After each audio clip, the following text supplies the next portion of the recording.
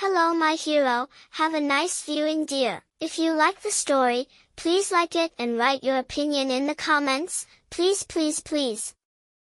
I had always admired my grandfather. A self-made businessman, he built our family's company from the ground up, turning it into a powerhouse in the industry.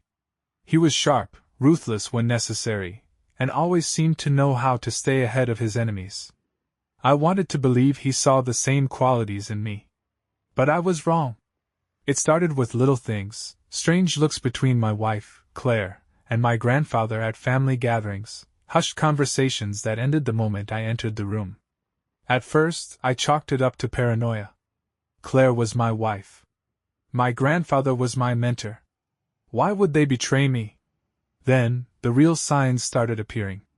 Claire suddenly had access to business meetings she had no reason to be in. She started making suggestions about how we should run the company, suggestions that, coincidentally, aligned with my grandfather's recent decisions. And then there were the financial discrepancies, money shifting in ways that didn't add up. One night, as Claire slept beside me, I made the decision to stop ignoring the truth. I accessed her phone, something I had never done before. My hands shook as I opened her messages. And then I saw them. Claire. He doesn't suspect anything. Everything is moving according to plan. Soon we'll have full control. Grandfather. Good. He's not ready to lead. You and I will handle things the right way. He'll thank us later. My blood ran cold.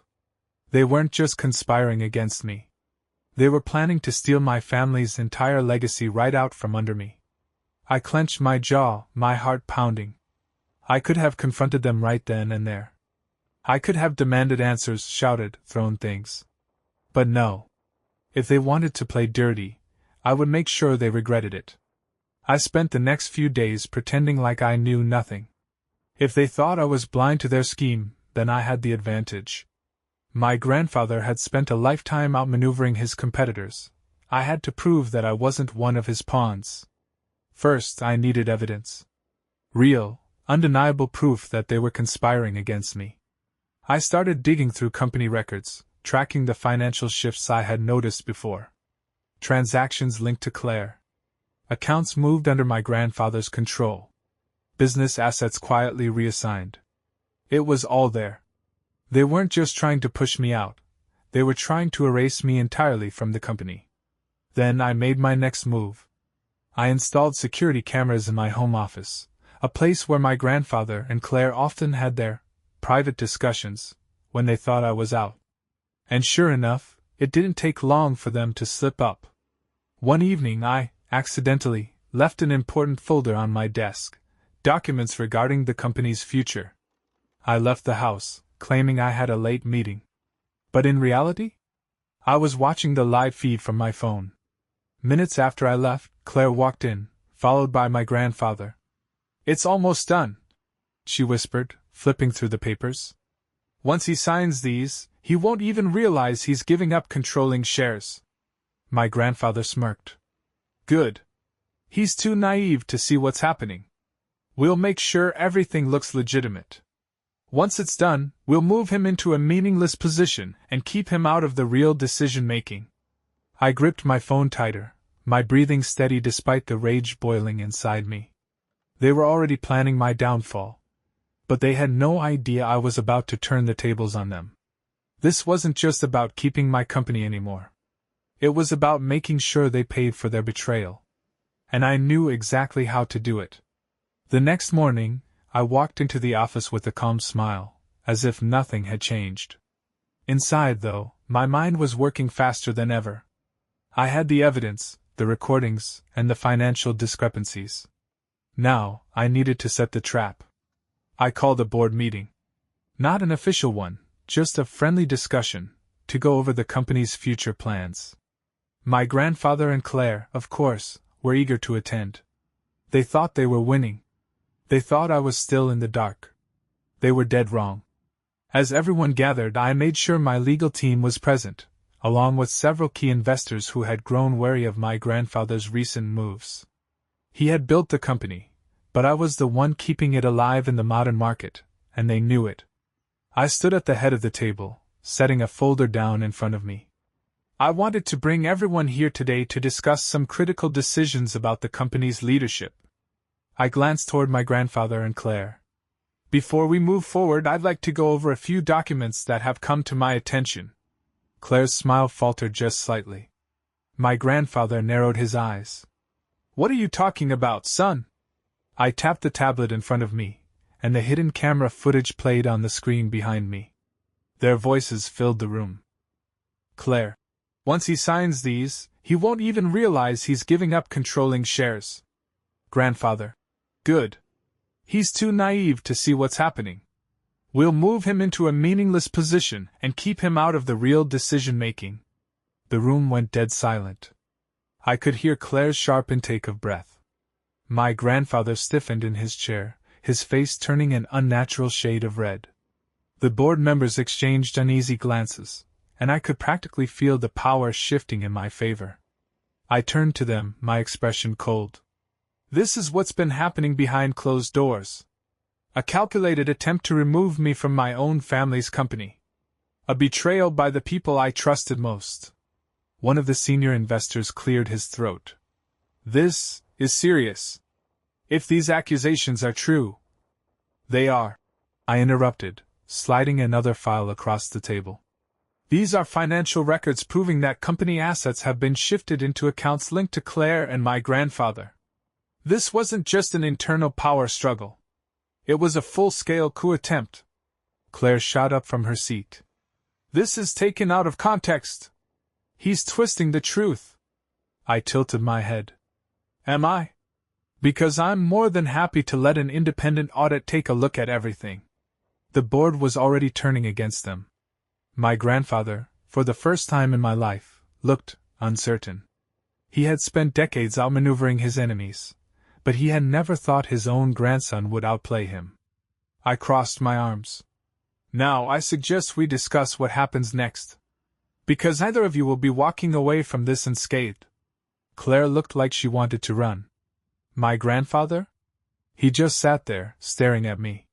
And for the first time, he looked afraid. My grandfather sat in stunned silence, his once unshakable confidence crumbling in front of the entire board. Claire, on the other hand, wasn't taking it as well. This is insane, she snapped, her voice rising. You set us up. You. I did exactly what you were trying to do to me. I cut in, my voice cold and controlled. Except I did it better. And unlike you, I have proof. One of the senior board members cleared his throat, turning toward my grandfather. With all due respect, sir, this is unacceptable. This company was built on trust, and what I just witnessed, that's the kind of scandal that destroys legacies. Claire turned to my grandfather, desperation in her eyes. Say something. You're not going to let him do this, are you? For the first time in his life, my grandfather looked like he had no idea what to say. His reputation, his influence, everything he had spent decades building was slipping through his fingers.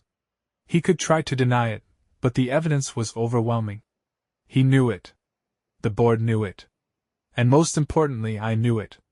Let's not be hasty, my grandfather finally said, forcing a tight smile. We're family. There's no need for rash decisions. No, grandfather, I interrupted, leaning forward. This is business. And in business, betrayal has consequences. I turned to the board. Effective immediately, I'm calling for a vote of no confidence against my grandfather's leadership.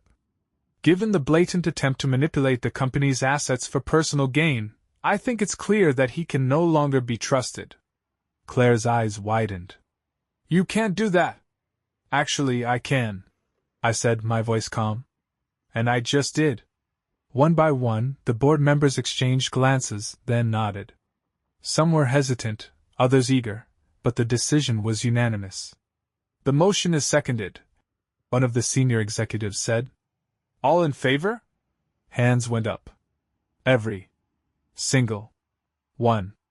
My grandfather let out a slow breath, leaning back in his chair, as if the weight of his downfall had finally settled on his shoulders. Claire looked between him and me, realization dawning in her eyes. No, This isn't happening, she whispered. We had a plan. I stood up, buttoning my jacket. Your plan failed. And now? You're both out. Security was called in. My grandfather, the man who once ruled this empire with an iron grip, was escorted out like a disgraced fraud. Claire, still in shock, was right behind him. I watched them go, feeling nothing but satisfaction. I hadn't just protected my legacy. I had taken back what was mine. The fallout was swift and brutal. The moment my grandfather and Claire were removed, the business world erupted with speculation. Investors panicked, competitors smelled blood, and the media had a field day dissecting the scandal. But I was ready.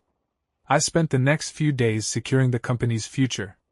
I held emergency meetings with our top investors, assuring them that under my leadership, the company would not only survive but thrive. With my grandfather gone, I was free to modernize, restructure, and eliminate the old-school corruption that had lingered in his shadow.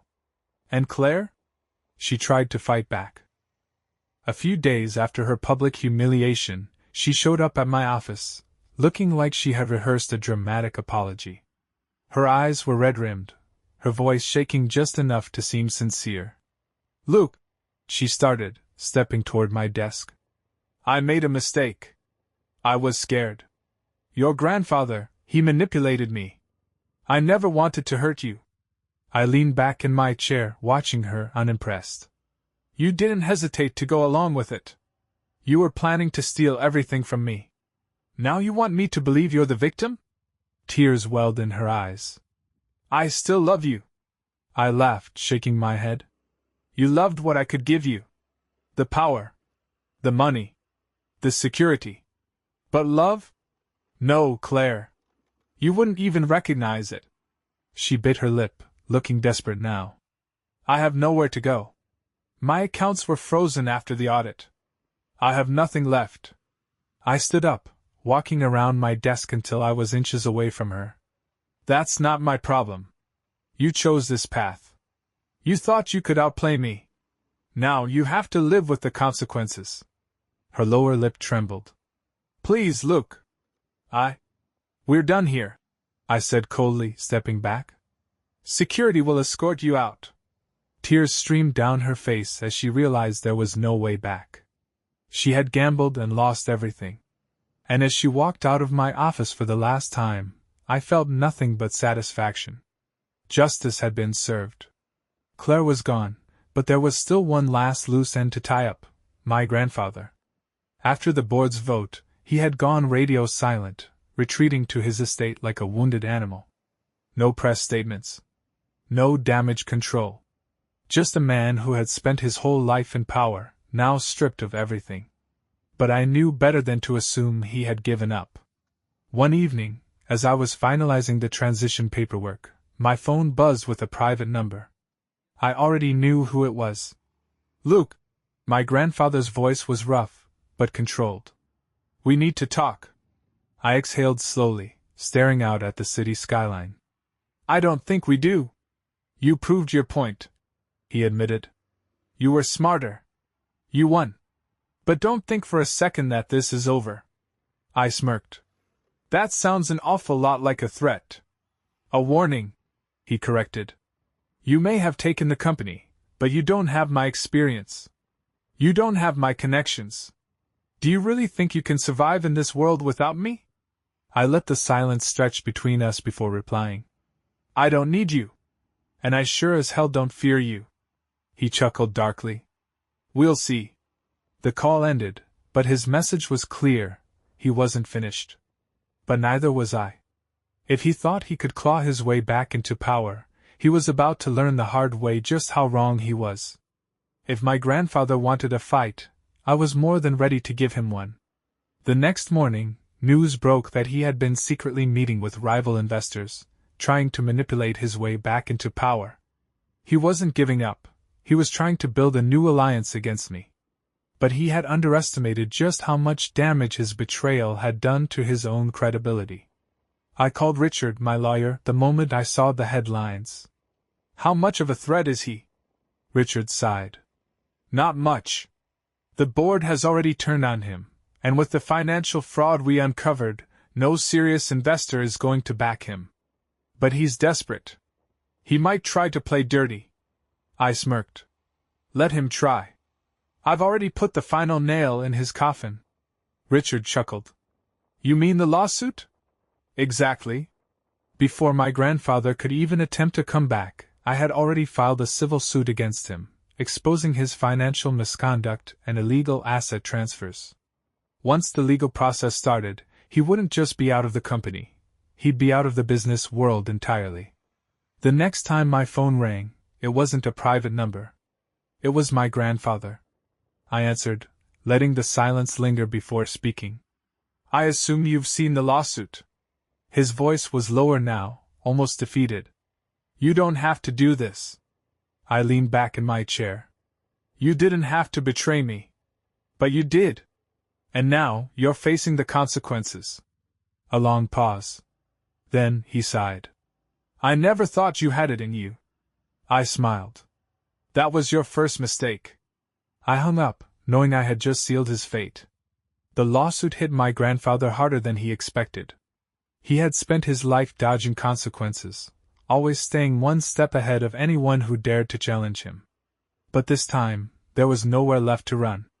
His allies distanced themselves, his once loyal investors refused to return his calls, and within days, his name was splashed across every major business outlet, exposed as a fraud, a manipulator, a man who tried to steal from his own grandson. And for the first time in his life, he had no way to spin it. A week later, Richard called me with an update. He wants to settle. I smirked. Of course he does. He's offering to drop all claims to the company, sign over his remaining shares, and retire quietly if we agree to end the lawsuit. I leaned back in my chair considering it. And if we don't? Richard chuckled. Then he goes to court, where we'll tear apart everything he's ever built, and he'll walk away not just disgraced, but broke. I let the silence linger before answering.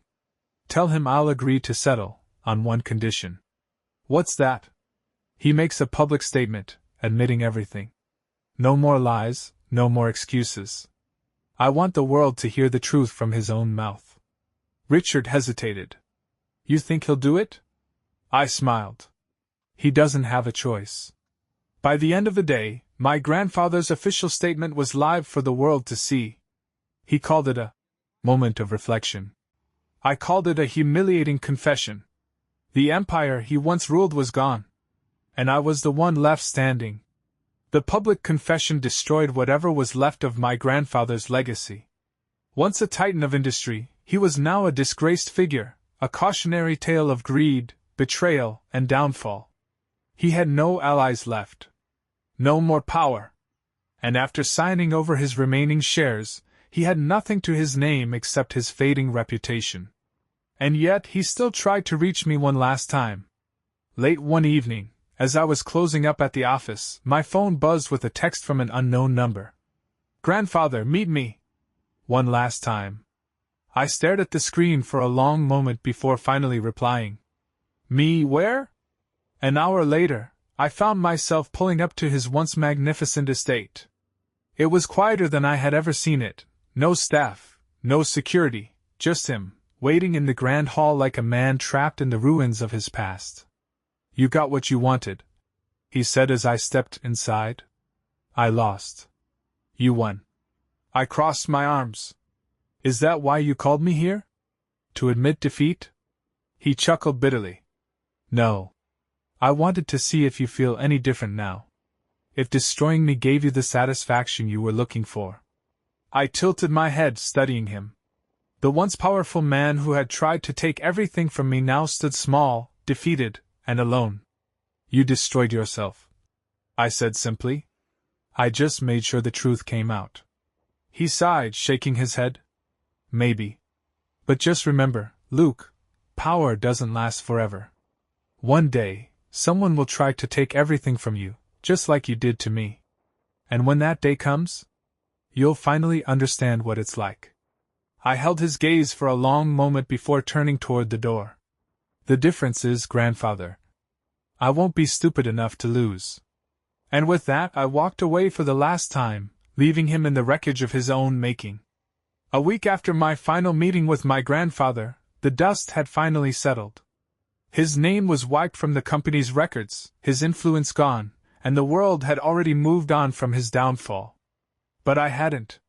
Because for the first time in my life, I wasn't fighting for control. I had it.